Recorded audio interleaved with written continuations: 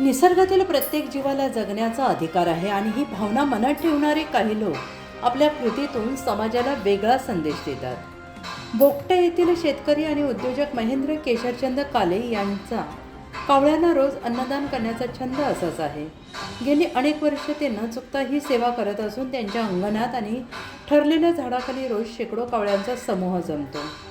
शहरात माणसाला माणूस भेटायला तयार नाही, पण हे पक्षी दररोज येतात। त्यांच्याशी न बोलता खूप संवाद होतो, यातून मनाला खूप शांती मिळते असं ते म्हणतात। कामाच्या ताणातून बाहेर पडताना काही वेळ निसर्गासोबत घालवणे हा त्यांचा या छंदामागचा उद्देश आहे।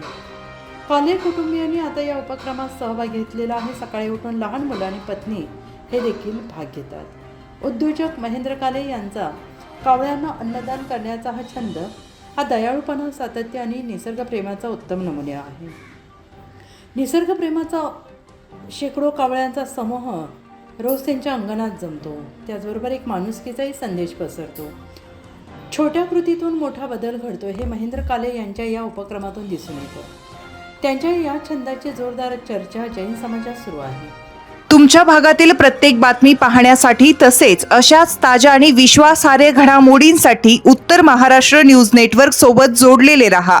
सोबतच फेसबुक, इंस्टाग्राम आणि यूट्यूबवरही आम्हाला लाईक आणि शेअर तसेच सबस्क्राईब आणि फॉलो करायला विसरू नका।